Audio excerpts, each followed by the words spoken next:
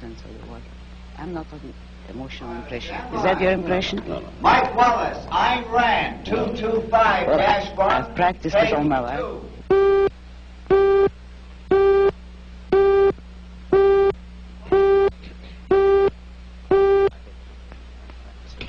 I have not. I'm curious.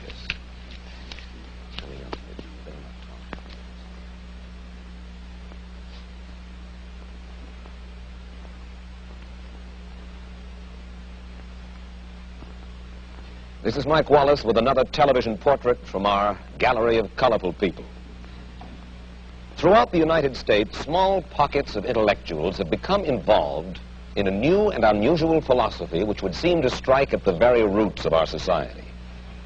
The fountainhead of this philosophy is a novelist, Айн Рэнд, whose two major works, The Fountainhead and Atlas Shrugged, have been bestsellers. We'll try to find out more about her revolutionary creed and about Miss Рэнд herself in just a moment. And now to our story. Down through history, various political and philosophical movements have sprung up, but most of them have died. Some, however, like democracy or communism, take hold and affect the entire world. Here in the United States, perhaps the most challenging and unusual new philosophy has been forged by a novelist, Айн Рэнд. Miss Rand's point of view is still comparatively unknown in America, but if it ever did take hold, it would revolutionize our lives. And Айн, to begin with, I wonder if I can ask you to capsulize, I know this is difficult, can I ask you to capsulize your philosophy? What is Randism? First of all, I do not call it Randism, and I don't like that name. I call it objectivism. All right. Meaning a philosophy based on objective reality. Now let me explain it as briefly as I can. First, my philosophy is based on the concept that reality exists as an objective absolute, that man's mind, reason, is his means of perceiving it, and that man needs a rational morality. I am primarily the creator of a new code of morality which has so far been believed impossible, namely a morality not based on faith. On faith? Not on faith, not on arbitrary whim, not on emotion, not on arbitrary edict, mystical or social, but on reason, a morality which can be proved by means of logic, which can be demonstrated to be true and necessary. All right, all right. Now, may I define what my morality is? All right. Because this is merely an introduction. My morality is based on man's life as a standard of value. And since man's mind is his basic means of survival, I hold that if man wants to live on earth and to live as a human being, he has to hold reason as an absolute, by which I mean that he has to hold reason as his only guide to action, and that he must live by the independent judgment of his own mind, that his highest moral purpose is the achievement of his own happiness, and that he must not force other people nor accept their right to force him, that each man must live as an end in himself and follow his own rational self-interest. May I interrupt now? You may. Because you put this philosophy to work in your novel Atlas Shrugged.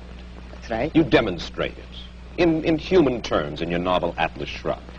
And let me start by quoting from a review of this novel Atlas Shrugged that appeared in Newsweek. It said that you are out to destroy almost every edifice in the contemporary American way of life, our Judeo-Christian religion, our modified government-regulated capitalism, our rule by the majority will.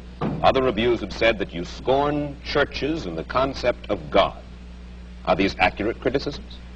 Yes, I agree with the facts, but not the estimate of this criticism.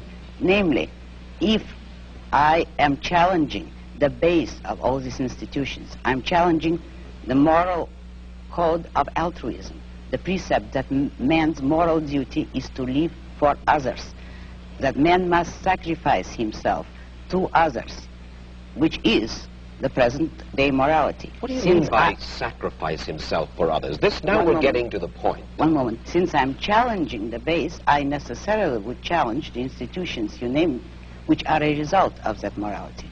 All right. And now what is self-sacrifice? Yes, what is self-sacrifice? You say that you do not like the altruism by which we live. You like a certain kind of Айн Randist selfishness. I would say that I don't like is too weak a word. I consider it evil. And self-sacrifice is the precept that man needs to serve others in order to justify his existence, that his moral duty is to serve others. That is what most people believe today. Well, yes, we're taught to feel concerned for our fellow man, to feel responsible for his welfare, to feel that we are, as religious people might put it, children under God and responsible one for the other. Now, why do you rebel? What's wrong with this philosophy? But that is what, in fact, makes man a sacrificial animal.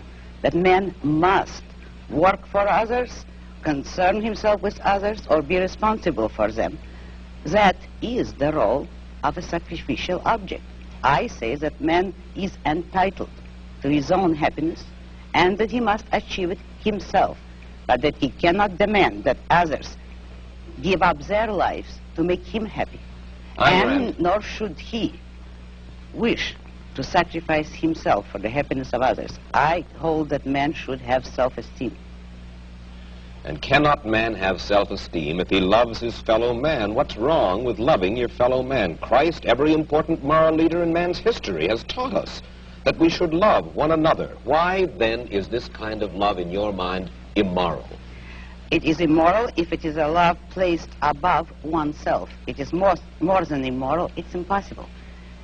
Because when you are asked to love everybody indiscriminately, that is, to love people without any standard, to love them regardless of the fact of whether they have any value or virtue, you are asked to love nobody. But in a sense, in your book, you talk about love as if it were a business deal of some kind. Isn't the essence of love that it is above self-interest? Well, let me make it concrete for you. What would it mean to have love above self-interest? It would mean, for instance, that a husband would tell his wife, if he were moral, according to the conventional morality, that I am marrying you just for your own sake. I have no personal interest in it, but I am so unselfish that I am marrying you only for your own good. Well, should husbands and wives would tally any woman up? like that?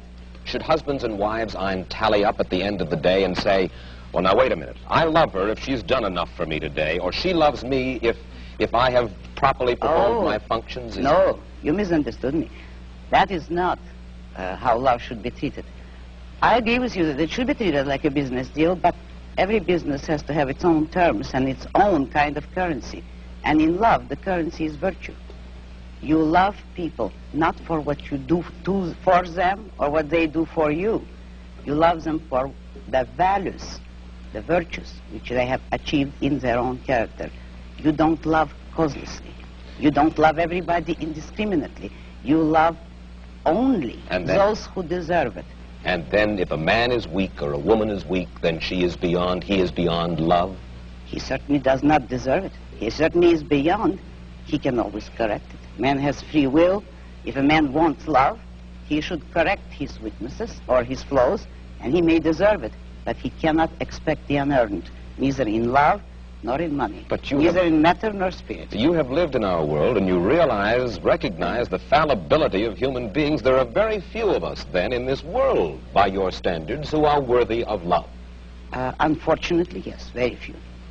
But it is open to everybody to make themselves worthy of it, and that is all that my morality offers them. If they will a way to make themselves worthy of love, although that's not the primary motive. Let's move ahead.